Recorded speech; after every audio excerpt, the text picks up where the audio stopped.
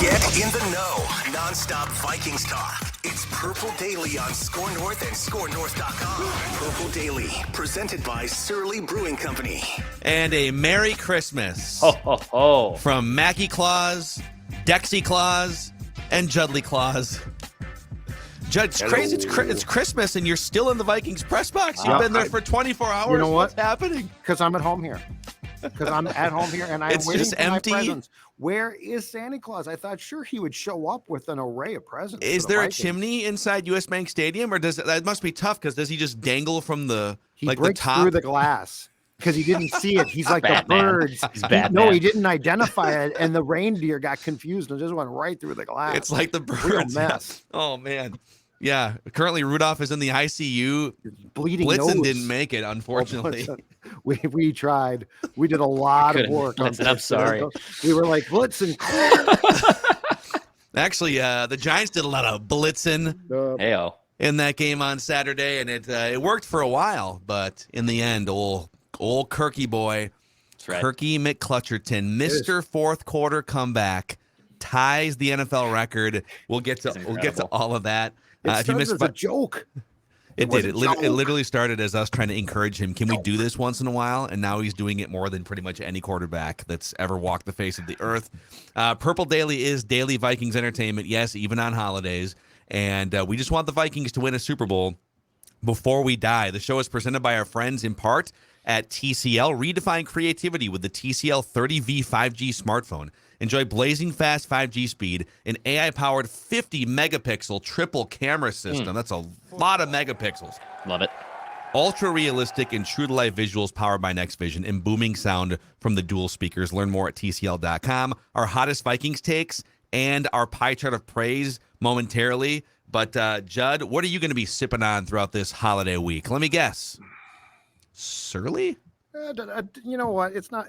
Here's my biggest regret about not going home on Christmas Day, because I should have gone home and I feel bad. My biggest regret is that I can't drink Furious in the press box here. It's not professional. But Wow. I mean, who's to say that drinking a Furious is not the height of being a professional, or a Before I Die, or a Logic Bomb, whatever it is? Surly is the beer of choice on the Christmas table, New Year's Eve table, New Year's Day table. I could keep going to the 4th of July, because if it involves Surly, it's going to be good.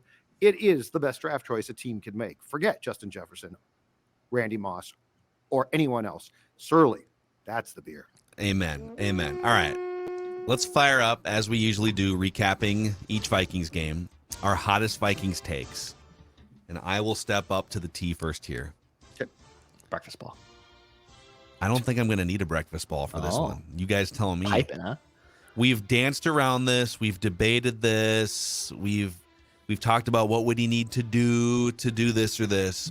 And my hottest Vikings take is, as of right now, December 25th, 2022, the debate is already over. It's already over. Justin Jefferson is the greatest wide receiver in Minnesota Vikings history. Not will be, not could be.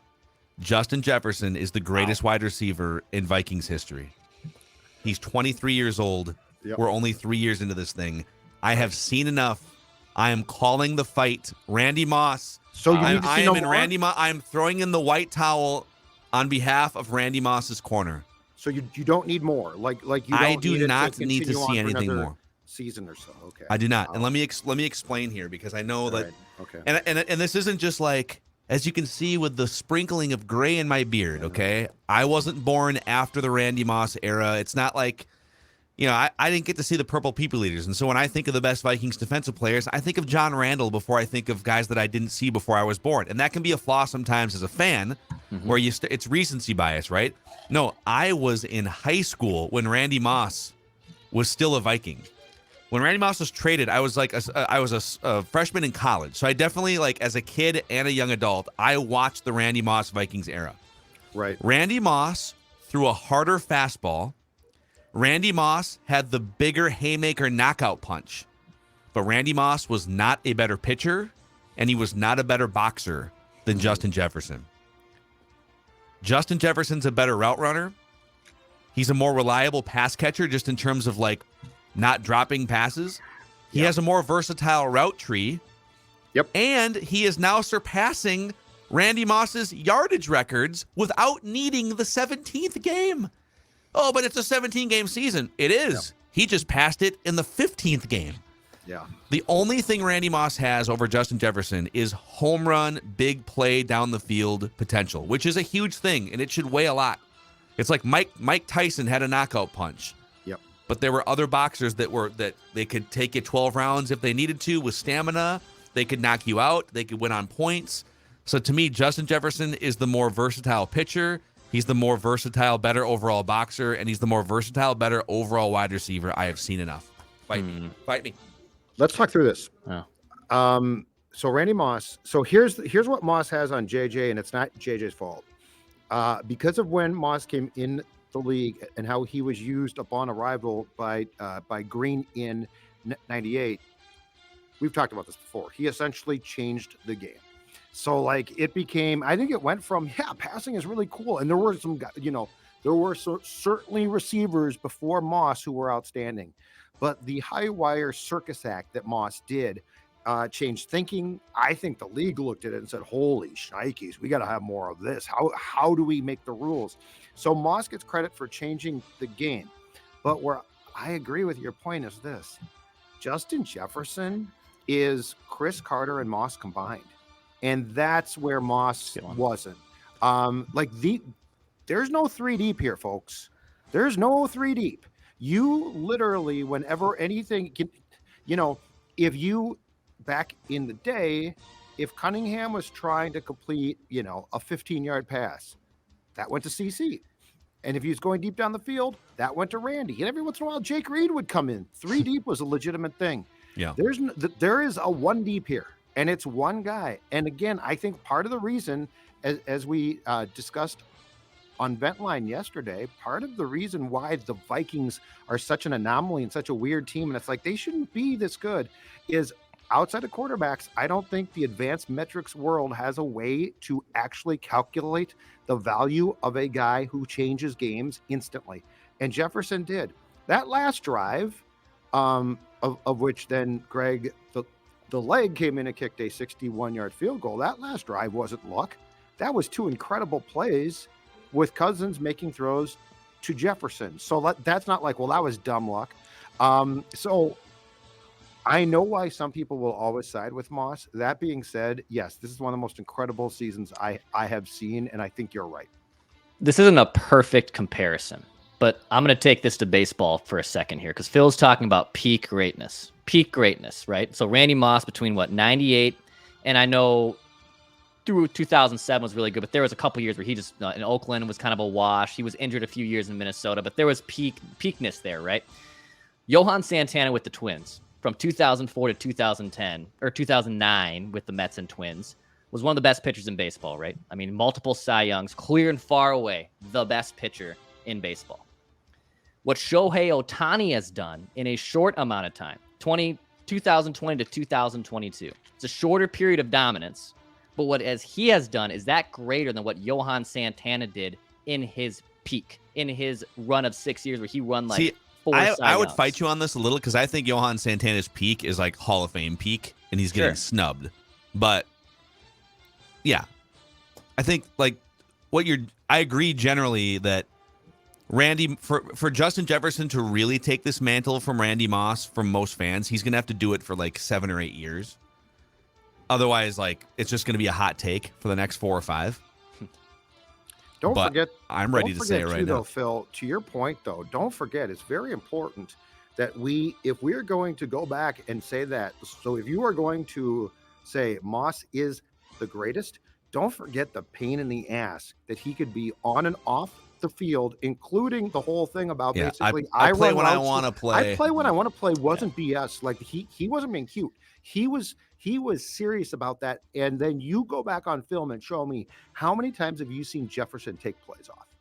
I think Judd's comparison of combining Carter and Moss, I think that is accurate, because Carter's was all about hands and route running, right? Just so elite at both those things.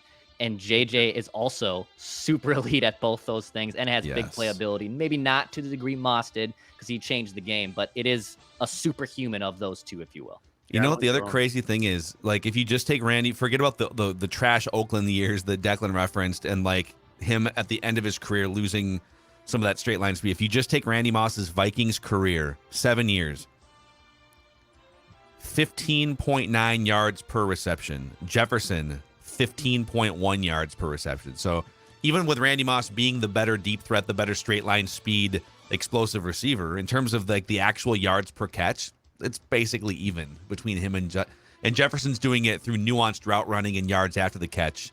Moss is just blowing you away and, mossing people down the field. So, So there you go. That's my hottest take. That's an extremely hot take. I think that there are some longtime Moss fans who will object, but in watching Jefferson every week, it's really hard to debate that. Like, it's really hard to say, no, you're wrong. Moss never had a 1,700-yard season, and Jefferson has one in 15 weeks. 15 weeks. Yes. And and the thing too is, I mean, teams are putting together entire game plans to stop this kid, and they can't because he can do everything. If Jefferson were a one-trick guy, so if he were, let's just say, a deep threat, right? Then the shell would actually, and this is what we debated last year, the shell defensive coverage would often eliminate him. The problem is you don't know where he's going. I mean, I am in awe. It is great to watch. All right, here's mine. I've been wondering about this for a few weeks now, but on Saturday afternoon, this I think can be said with complete confidence. TJ Hawkinson has completely replaced Thielen as the second most important receiver on this team, and I'm going to combine a hot take with a hot take. Adam Thielen will not be back next year unless he takes a significant pay cut. Wow. He can't. Wow, it's like a hot take rolled into reckless speculation. I needed a wrap there. I needed the second piece to get that full hot take. Well, you know what? Does it qualify, Declan? Does that qualify? The second part, the first part, I wouldn't say is a hot take. The second part is. That's what creates this whole sandwich here. But I'm not saying that previous to now, I've been like, okay, Hawkinson's important. He's playing a tight end, and he's basically playing that role. Go back and watch the routes he ran on Saturday. He ain't running tight end routes. He's running Thielen's routes. Hey, what happened? The touchdown catch, the second one, that's Thielen's route. What happened there was a play down the field. It was the fourth down play, and Kirk threw a ball up for grabs down the right sideline, and Jefferson and Thielen ran to the same spot. That was a very odd fourth down call. Fourth and 2. I didn't. Well, but no. It was. I agree. Like, I would have run the ball or something shorter. Yeah. But it wasn't. The route. There was. If it was one route, it would have been a touchdown. It looked like. But two routes converged into one and brought another defender over there. Yeah. And so what I'm saying is, Thielen thumped his chest afterwards, but looked at Jefferson. But then Jefferson said it was my fault, and then KOC went and talked to Thielen on the sidelines afterwards. Yeah. Was it Thielen's fault? It was judging by the interaction of Thielen going to JJ, and then the cameras. I don't know if you saw it, Judd, on the TV, but on the TV broadcast, it was KOC and basically saying like, dude, this was on you. And I think it was on the pie chart, if you will, of that mistake. Biggest chunk goes to Thielen. Yep. So he said, hey, this is on you. We still love you, but you're probably not going to be on the team next year. But enjoy the rest of the game. Yes, exactly. You're going to have to take a huge pay cut.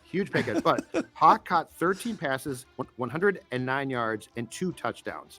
He ran routes that are Thielen's routes. I'm telling you, the transition now is basically complete. And I know, as difficult as this is going to be, there is no way that you are going to bring Thielen back unless he takes a substantial pay cut. I don't see it happening. Yeah, in terms of just like weapons that you're probably afraid of as an opposing defense, right? Jefferson, 1, 2, 3, 4, 5. Hockenson as just this big, athletic, reliable set of hands that can provide mismatches on opposing team linebackers, right? Correct. And then I think KJ Osborne, it's tough because Thielen's a more nuanced, better route runner, and we know what he can do if he gets open in the red zone. But I think Osborne's someone you have to account for going off for 170 yards like he did against the Colts more than like run. Thielen doesn't have that game in him anymore, I don't think. Can't run. Yeah, it's tough.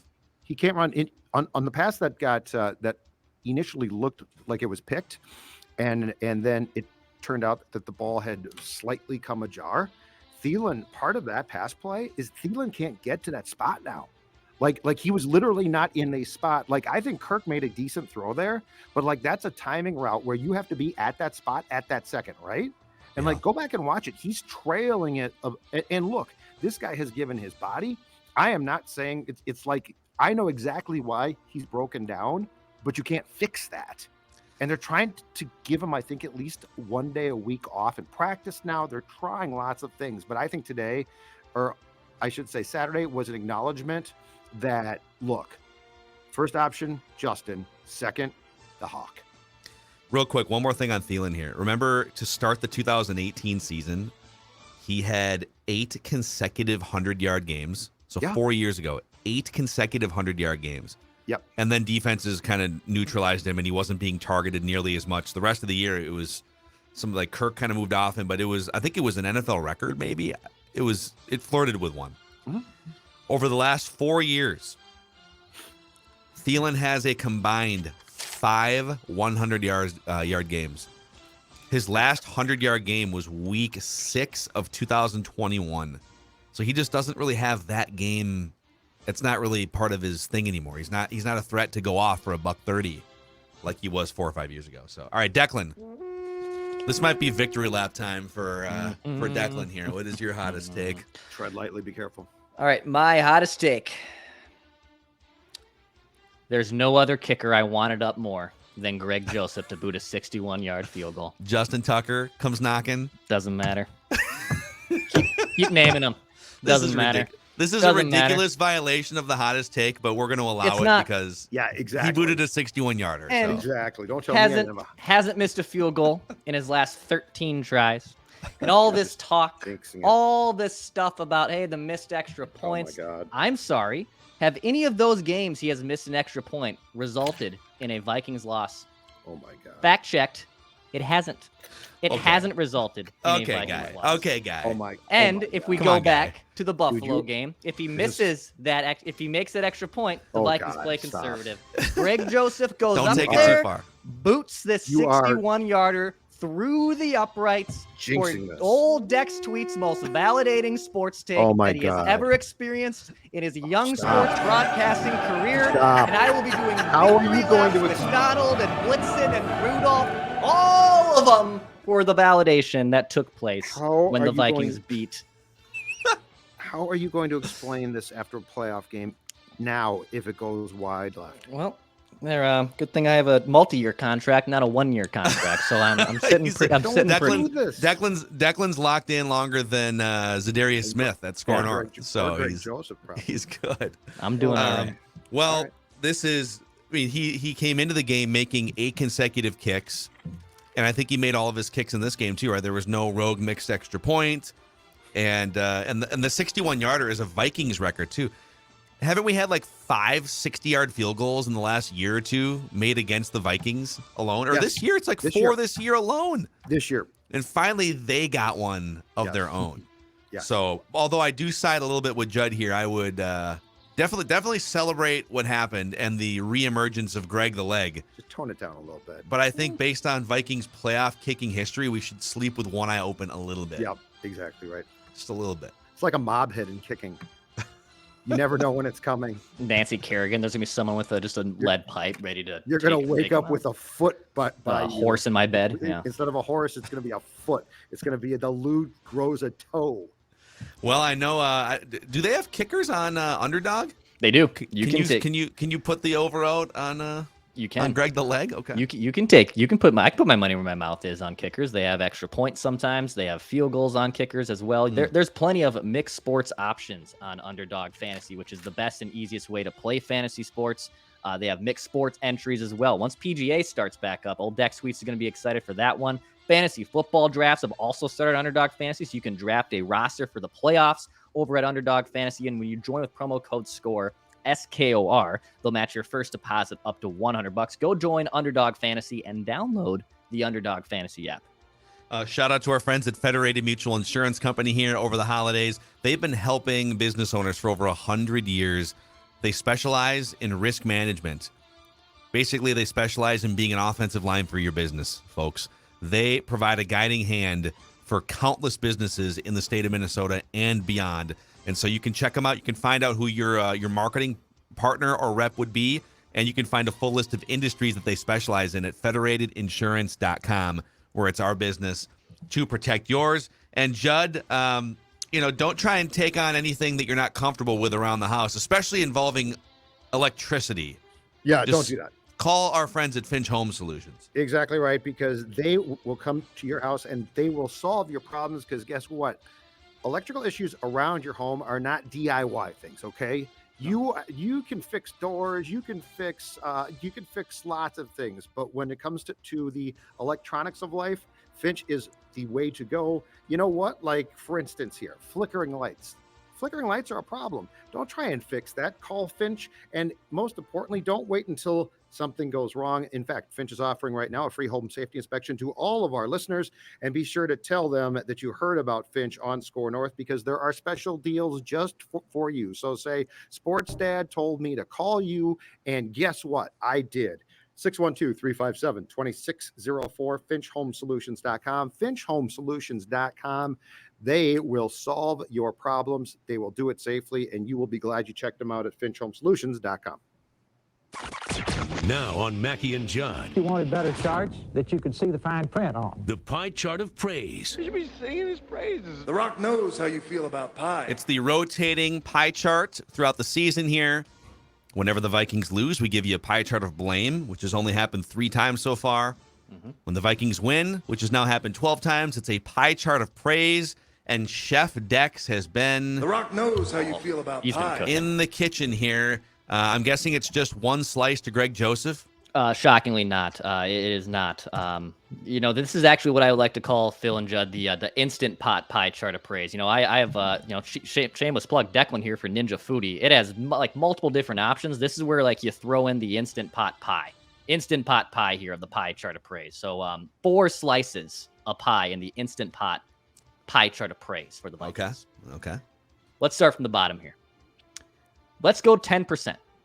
10% chunk of pie to the Vikings defense. Now you might say, Vikings defense here. I know the end of Saquon Barkley run that tied the game, 59 seconds. Not exactly a good timely stop by the Minnesota Vikings, and kind of an ugly spot there. But mostly some timely interceptions. They also still were able to hold the Giants down for the most part. I thought the Giants self-sabotaged themselves a few times, but to be honest, there were some tweaks. I saw moments today where Daniil Hunter and Zadarius Smith moved inside. There was cornerback blitzes. The Duke of Shelley has risen from the dead and has somehow become one of the better cornerbacks in the NFC the last few weeks.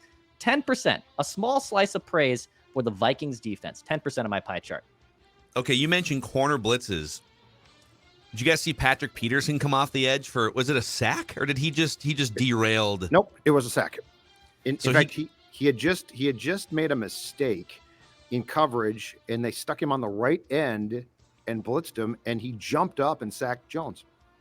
It's funny because they didn't give him a sack in the old box score, Oh, I but thought he he got definitely derailed. Maybe, yeah, but he derailed the play. So I looked it up in the moment. Patrick Peterson, that was only his 2nd corner blitz of the entire season. So they're busting out some tricks here late in the year, and I kind of love this though. One of the conversations that apparently was had, per Mark Schlereth, who loves football. Oh, God, does he? Mark Schlereth was just slobbering and salivating for 3 hours. It was glorious. And he said on the Fox broadcast that Kevin O'Connell met with Ed Donatel recently and said, hey, here's how I would attack your defense if I was scheming against it. You need to be less predictable.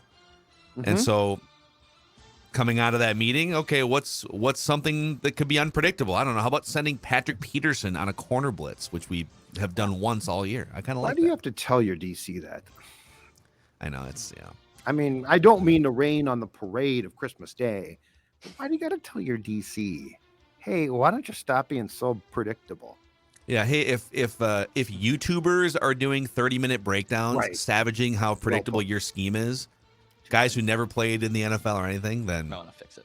probably means you're predictable. But All right. that was an interesting nugget that I don't think has been reported. So Schlereth clearly got some information in the production meetings and dug a little bit deeper on what exactly was talked about between KOC and Donatel. I'm guessing before the Colts game. So, all right, so that's the first slice to the defense. The Rock knows how you feel about pie. 3 more slices of pie here, this Christmas pie. And all 3 of these pieces, gentlemen, are the same amount. The same amount on this pie here. So 30%. Let's start here. 30% to TJ Hockenson. TJ Hockenson, the state of Hawk, Kirill Kaprizov blowing the Gallahorn.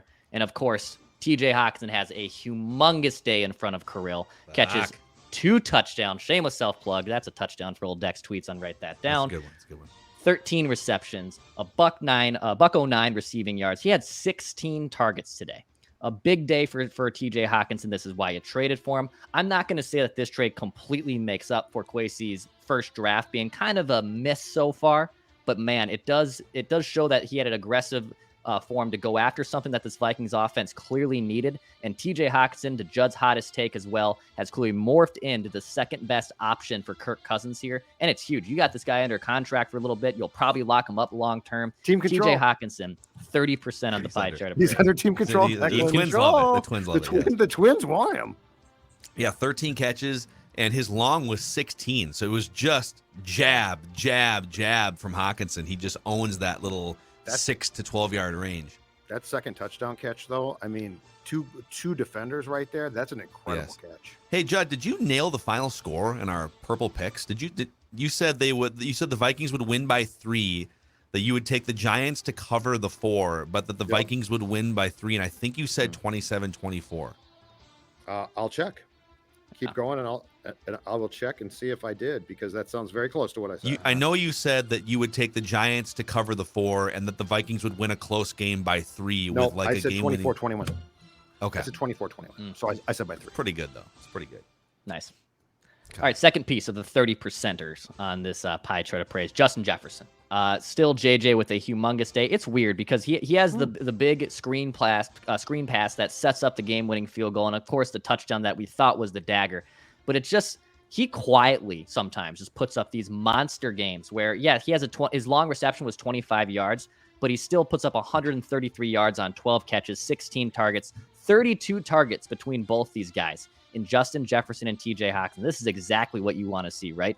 Obviously, KJ Osborne has a career day yesterday. He has 4 targets. Adam Thielen had 5 targets, but only 1 reception. It is clear that Justin Jefferson and TJ Hockenson are the number 2 options for Kirk Cousins, 1 and 2 in this offense. And JJ sets the tone for that and now makes things easier for TJ Hockenson to capitalize on. So 30% to Justin Jefferson for a 12-catch, 133-yard game, and a touchdown as well. Judd, I think there was a time in our football watching lives where we would have said, holy crap, 12 catches for 133 yards for a wide receiver? That's ridiculous. And now it's like his average game, right? He just kind of does that every week. It's also, in his case, a volume game. Like, think about, I can go through, and I'm not assessing blame to Jefferson, but I can go through the balls he didn't catch. That sort of weird pass from Kirk. Here we go. All right, Mr. Negative. No, but you're a hater. No, but I'm saying it's such a volume thing because he's that good. You just keep going to. You don't say, you know what, Jefferson didn't catch that last one, we're going to bail and go to KJ. You just say, you know what, we are going to literally continue to feed him the football. And nobody says, that's a bad idea. No. You basically went deep to him on 4th and 2, which I didn't love the play call, but I mean, it shows the volume game in play. And I think it would have worked. I mean, they showed that replay, and if Thielen's defender hadn't come over into the picture, that's a really interesting I think point. he's free for a touch. I think it was a touchdown. Wow. They may have schemed a touchdown on that play. And but in general, it is a little perplexing how often they just empty the backfield on like 3rd and 4th and short and try and throw the ball down the field. It's like, okay, there must be something telling them that those plays are there. But so who gets the last piece of pie then, Dex? It's got to be him.